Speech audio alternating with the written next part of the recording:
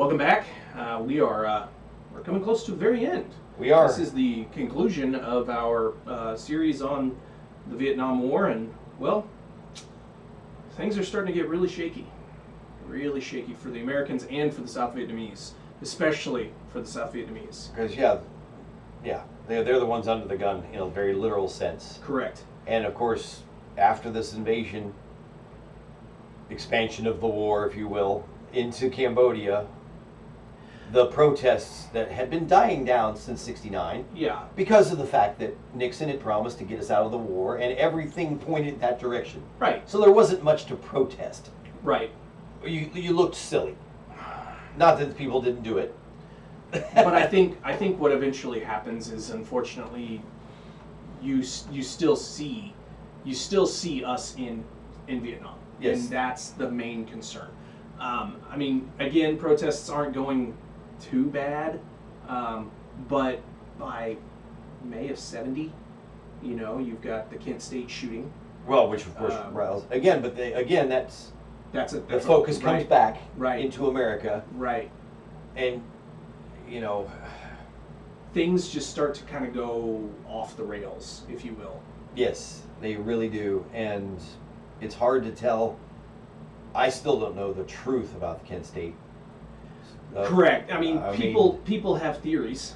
And you have so many witnesses saying so many different things. Right. It's just it's a jumbled mess, is what it is. It is a wildly jumbled mess of conflicting reports, and I don't know that, because we have some video and it doesn't help us. Right. Yeah. It doesn't make it better. In fact, I think it makes it more confusing because of course, like when you're watching somebody else film something, you're like, Yes. I want to go right and you're going left. Yes, exactly. And it just is very, well, it's who shot first, what questions were asked later Right. situation. But it stirs people up in a big way. It does. And it definitely shows a side that there's a divide in America still. Very much so. Very much so, about how these protests should be run and how they should be controlled, and The increase in, again, your style of protest and your style of politics. yes. And this isn't just in the United States either. This is also worldwide, which is unfortunate. Why of all peoples now would a nation in Europe wants to say, oh, this is bad, blah blah blah, and Yeah. protest the war when they never said a darn thing about it with the North Vietnamese, like you mentioned earlier. Right, the North Vietnamese invaded Laos in the early '60s, and Correct, Cambodia yeah. in the early '60s as well, But and it turned them into Laos into a puppet state, and basically had just taken control of the eastern third of Cambodia, and had supplied a war effort in a foreign country, but nobody said anything about it. because, well, again, it's It doesn't fit the narrative right, that America's bad, right. and I hate to say that, but it's so very obvious when you have an agenda Yes. that you ignore other facts and just say, well, and or you say, well, you can't do what about? Yeah, you can. When somebody else invades a country and you go fight them there, it's very important to know that that's what about. Right. If you don't mention Party A, Party B shouldn't get the blame for putting the war there. Correct. Anyway, but the fight is political, of course, Yes. and after Kent State, well, and then the election of '70, the problem is that silent majority that brought Nixon into power Right. is also the one that puts Democrats with a bigger majorities in both House and Senate in '70, Mm-hmm. not just because it's a midterm election, but because things aren't looking so good. The optics for the silent majority of college kids getting shot, Right. That does not look good at all. that we don't want that here. No. That's a bridge too far. Right. Definitely. We don't want to do that. So it really costs him in the off-term elections, Right. which I think heightens his paranoia, Correct. because it does make it very difficult for him to do stuff, and he is not the politician that Bill Clinton is. I mean, Bill Clinton got his hat handed to him in '94 Right. and lost control of Congress and came back from it. Right. Nixon didn't. He really fought against it more than came back from it. In my understanding, Nixon seemed to be more of an old school politician.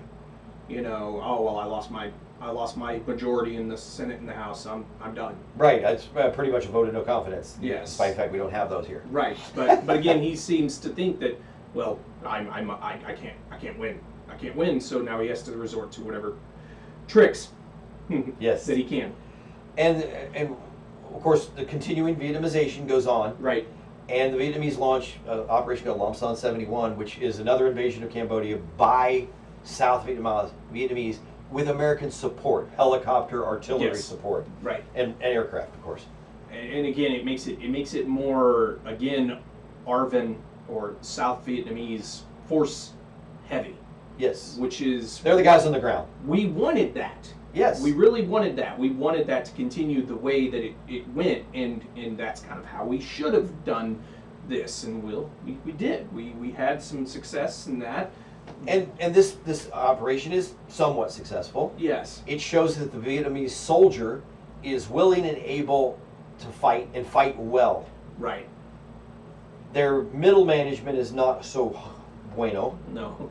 Um, But again, we talked about that before. Right, we've talked about that Yes. before, and this really comes to a head here. And the thing is if you were an evaluator, Uh-huh. an objective evaluator, and you were saying, okay, my plan is that this army is going to take over operations from this bigger, better trained army. Mm-hmm. Lam Son would tell us that we probably need some more time. Yeah, this was kind of a litmus test, if you will. And realistically, that's what should have happened. We should have looked at our deployments and said, okay, they're not ready yet, but we're moving in the right direction. Right. So let's take it back. We're going to reevaluate and then move further. But No, again, it flips the other direction. and we're so far into this we get out phase that there's the no peace way. talks are actually moving forward. Correct. It's 72. It's an election year. Yes, and that's big because, well, unfortunately, 1971 is also the time in which we have Daniel Ellsberg blowing the whistle, if Right. you will, in releasing the Pentagon Papers, which, again, we talked about this before with Nixon, it heightens his paranoia. And which is strange because most of the stuff doesn't really pertain to him Yeah, or his administration. It was all about LBJ. It was about the Democrats, Gulf of the Gulf of Tonkin, the secret missions that they had, and all these other things that were going on. But again, it's the presidency that was tainted, though, and Yes. Nixon, as the president, does not want that to blow back onto him. His, I guess, low self-esteem, Yeah, for lack of a yeah, better term. yeah. I think he takes it personally that the presidency is under attack, despite the fact that it's LBJ who tainted it Yeah, but by again, getting us into an unnecessary war True. under false pretenses. true. So you could debate the unnecessary, but the false pretenses is pretty clear. Yes, Um, but again, it's but it's Nixon, yes, and he obviously struggles heavily with this idea that the presidency itself is under attack. right. And he's bearing the brunt of that because he's president. Yes.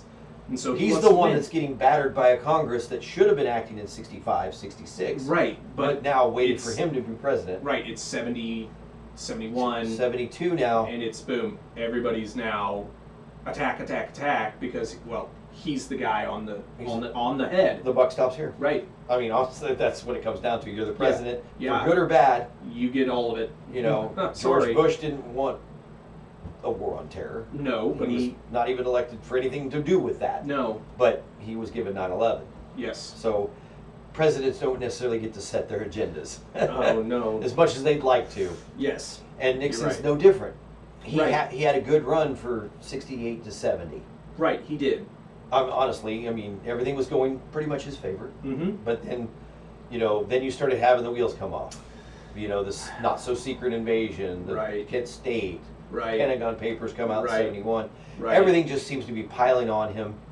And so, of course, he takes some missteps that we all know as Watergate. Uh-huh. But meanwhile, in the war, it's not just the press, it's not just the Democratic Party, it's not just Congress, it's the North Vietnamese. Yeah. They invade the Quang Tri province, which is the northernmost province of Vietnam, using more tanks than Hitler used invading Russia.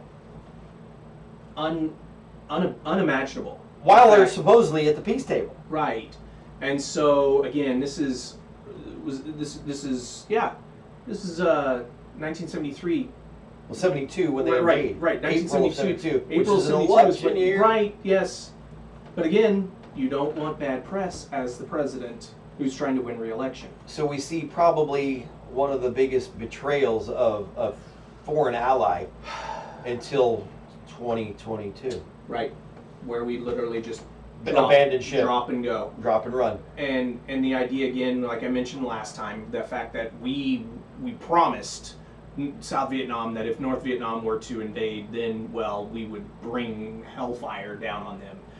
That's obviously not the case. Well, we did resume bombing. Sure, B-52s were coming out of Guam and Philippines again. that's true. I mean, so on the Air Force side of things, We did what needed to be done, but when it really should have mattered, we did not bring troops to help these guys. because well, he didn't have the ability. You're right. Because they'd taken away The Gulf of Tonkin and resolution shortly coming up shortly is the War Powers Act. yes, and that really ends any way, shape, or form of a president to just go in willy-nilly. And in Nixon's figures, his theory is if I can survive to re-election, I can turn this around. I'll have some ability to maneuver. Unfortunately, it doesn't work well. And I mean, early '73, he gets Yeah. re-elected. He signs the peace accord. Right. We now have peace with. Okay, I can't say it. Ha! I'm sorry, I can't say it. There is no peace with honor when you There literally is are not. ignoring what the bad guy's doing and telling your friend, "Oh, we'll be there." Yeah, you're literally selling them a bag of goods, and well. Yeah, we got some North Dakota oceanfront property for them. Yep. But again, it's the way it is. Unfortunately, as a politician, especially as the high politician that Nixon is, he wants to stay in power, and well. Yes, power became its own reward Yeah. for Nixon because I think he needed it. He did. He was very Personally, low. for validation that Yes. he was a good president. He'd Right. taken us off the gold standard, Yes. which resulted in a pretty significant amount of inflation, which didn't make anybody happy, but he still got reelected. True. He had no need whatsoever for Watergate. No, he didn't. He was going to beat Hubert Humphrey hands down, umpty 7 ways from Sunday. But you got to realize this oil with the whole situation that was going on. The tainted presidency that LBJ left Nixon with. That there's no way or shape or form around it. With the Pentagon Papers coming out, with his increase in paranoia. I mean, Nixon was already a paranoid individual in the first place. Well, he saw himself as unwanted. And when you look at him and compare to other American presidents, he's an oddball. He is. He is way far out on the realm, no matter what you look at. Right. He's really one of the first middle-class presidents Yeah. of the modern era. Even though he was served in the Navy, he was an officer in the Navy. But he was a logistics guy in the Yeah. South Pacific, which is not Right. a horrible job before you were president. Right. You know how to shovel crap. Yes, exactly. But the idea again is that he's not your movie star poster president. No, he's much more of a throwback to the early 1900s kind of look. Yes. And I think his style was very much informed by his time with Eisenhower. Uh-huh. Because Eisenhower ends the Korean War with secret negotiations. True. Sends that letter to the Chinese saying, we're just going to nuke you into oblivion if this doesn't stop. Mhm. And suddenly, Wait. the shape a of the minute. table doesn't matter anymore. Yeah. And the Chinese realized that Eisenhower knew what he was talking about. He was not a blustery kind of guy. He No, was, he was- I'm going to tell you what's going to happen. Mm-hmm. And I think Nixon took that to heart. Agreed. I mean, because during Eisenhower, you had, of course, you had that, the end of the Korean War. Right. True peace with honor. Yes. No victory, but at least with honor. You've defended your turf, you've kept your ally, Mm-hmm. goals met. Yes. You have, of course, the Gary Powers U-2 incident, Right. which required a whole lot of back channel negotiations to get that taken care of. Oh my gosh, Bridge of Spies Oh, was yeah. And they're just all over the And place. of course, then you had the fall of Cuba. You had all sorts of stuff going on everywhere. Right. And I think Nixon took way too much of that to heart, as that's the way you should be a president. He's not in that era any longer. Well, number one, he's not in that era, and number two, he's not He's not Eisenhower. He's not Eisenhower. I mean, Eisenhower was a general. He was. I think Eisenhower had enough confidence that it didn't really matter what anybody said about him. Yeah, he was gonna. He was going to do what he's going to do do. it. Yeah. And he was going to make it look good. Which, I mean, again, brings up the point. Nixon, in his own right, in his own mind, needed Watergate. Not Yeah. for the fact Not that to win. No, not to win, but he wanted to win bigger than he did, and he was winning in the polls fairly well going into the fall of '72. I don't forget. Minnesota and D.C.? Yeah, I think that was it. He didn't win Hawaii. Yeah, you're right. I mean, the idea that you're seeing your Democratic opponent win one state, and then the District of Columbia, where that was the first year they actually got to vote in the election. Yeah. So I mean, come on, it's not like it's a 51 to 49 victory. It's a landslide. It was a landslide. It's nearly Washingtonian. Yes. But again, it leads to negativity. It leads to a paranoia, and it leads to even more issues around the world. Well, it destroys what little trust in the government is left. Correct. I mean, I can honestly say, even as a child growing up in the 70s, that even people who were staunch patriots, right, hated our government. But There was, to me, that's what fueled the resurgence of the GOP in the 80s. Yeah. Was an agreement that government was a necessary evil and therefore should be limited. Correct. But anyway, Lam Son taught the wrong lesson. Yep. Taught the right lesson to the North Vietnamese. Yes, it did. And they realized that they could put the chips on the table and walk away and win. And you're right. They're holding a Stood pair of, pat, holding territory that they theoretically were signing a paper said they weren't going to take. but it didn't matter Didn't matter. because they knew that the Americans would not help. Right. And then after Watergate broke, and then we see in 1975, the NBA realizes that, Nixon resigns. August of '74, Nixon resigns, and And the NBA go, as soon as the weather's good, we're coming, and there they go. Yep. And the South Vietnamese army is still the same army. Right. The difference is only 1 out of 4 of their aircraft can get in the air because they don't have any gas. Because the Americans cut their aid Yep. literally to nothing. About 20% of what it had been in '73. It's a shame. And they were at the point where they were washing and reusing bandages. It's unreal. That's how little we supported them. We're talking Civil War era. Yeah, you're literally back to Usage. Civil War. You have no chance to fight against a mechanized army Right. when you're consistently, first of all, Quang Tri proved that we trained them to fight a guerrilla war against the VC/NVA as guerrillas. Right. They And come when with you're- tanks. Yep, you're and done. now you have to rethink again. Yes. And they don't have the money. No. They don't have the money to get an armored unit together. And they don't have the resources whatsoever from the Americans because, There's again, no Air Force coming. There's no B-52s. We're literally washing our hands of this, and Yes.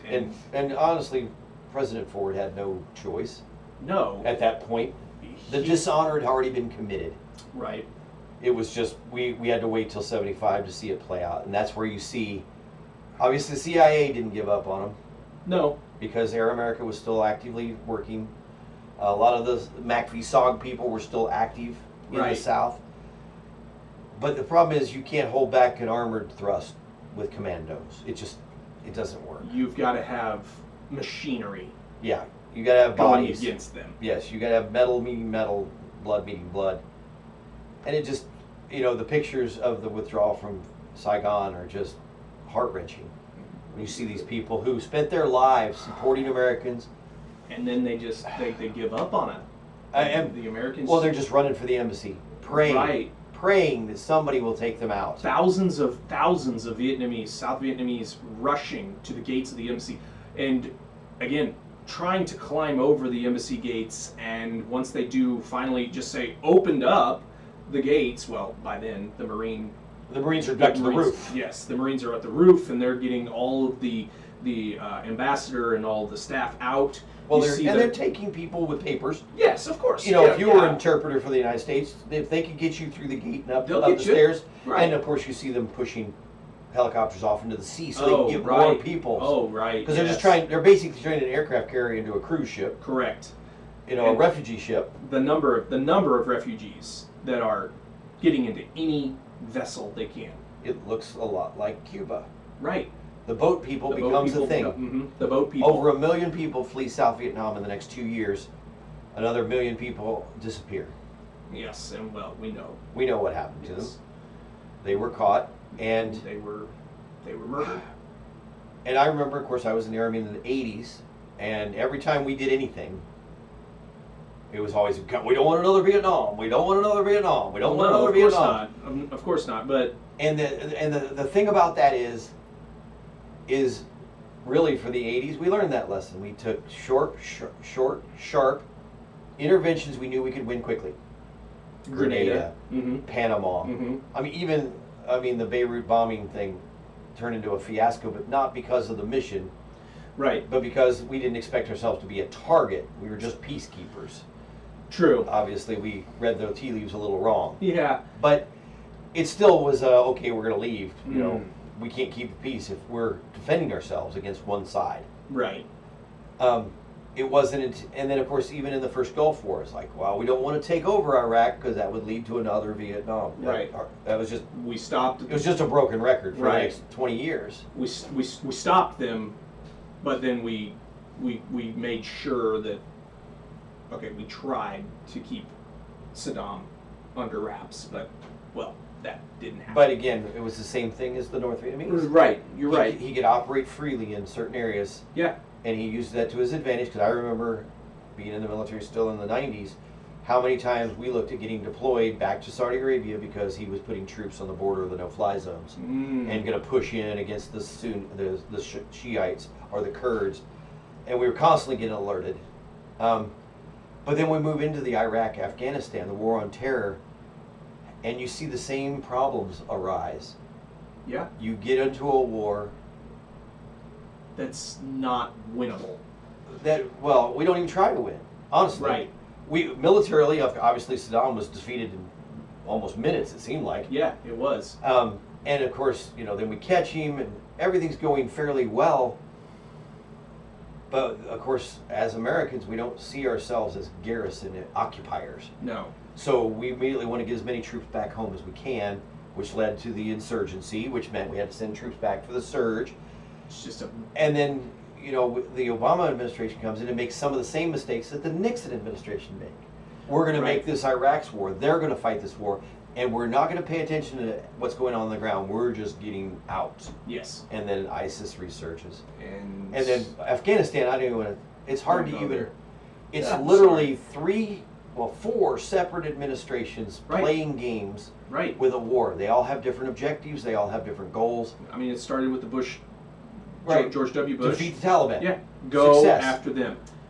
But then, again, we're in that situation.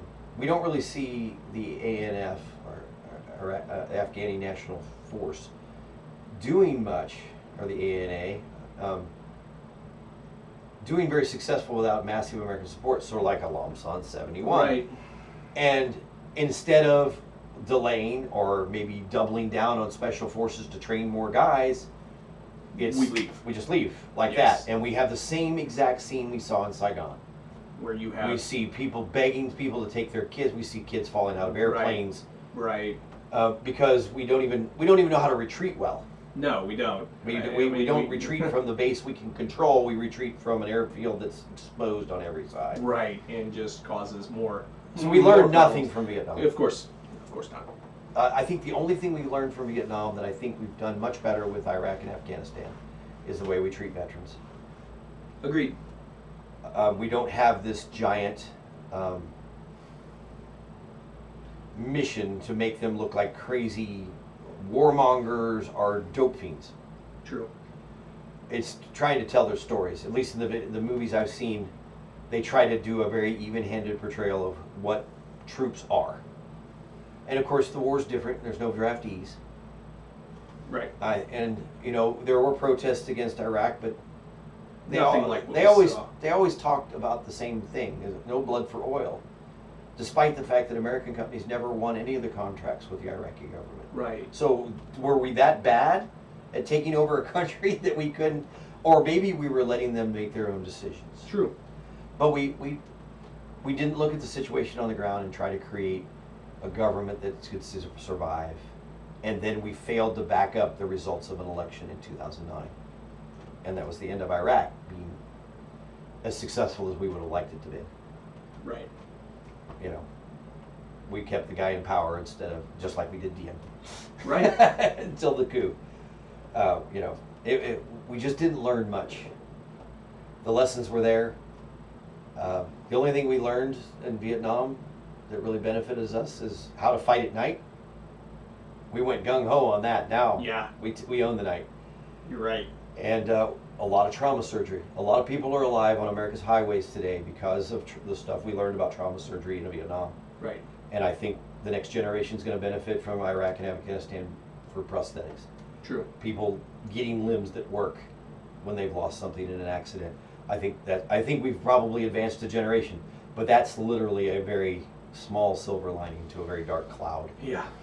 Very I dark agree. cloud. And again, both Iraq and Afghanistan damaged America's trust in government. You're right.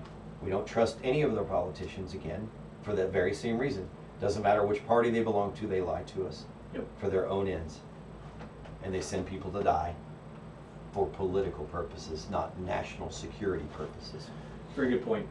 And it's sad to say. I wish I could say we were a nation that learned. I really wish we could. You know what they say, history repeats itself, and well, we're doomed. Yeah. We're doomed to fail. So, Yeah. as bad as we want to, it's- believe that the positives are there, you know, which they are, but a lot of the negatives outshine the positives. Yes, very much so. Very much so. And I think, you know, a lot of the other ones will be in the immigration policies, where we realized that last time we failed very miserably to the Vietnamese people who managed to get here. Right. I think we've seen a much more welcoming America to the people who served with us than we did in the True. 70s. I think that's another positive that we can point to and say, no, it's not perfect. But we're getting better. We got better. So, Yeah. you know, Kudos for us. this side of heaven, I think that's all we can ask for. Yes. Well, hey, thanks for sticking with us. Hopefully, you guys learned some good information about the Vietnam War, both politically, militarily, even socially. And well, stay tuned for our next series, and we'll be sure to be visiting with you very soon. And make sure if you have an idea where you'd like to see us go, say something we'd like to see us tackle, Please. please put it in the comments, email us, call us, text Yes. us, whatever you have access to contact us. Yes. Let us know, because this is up in the air. We're going to take a hiatus. Yeah. We're getting close. We're at that point where teachers are like, oh gosh, summer's over. And so we're going to take a little short break, let things get back into a routine, and then we'll start something new. So you have time to let us know. Yes. Yes.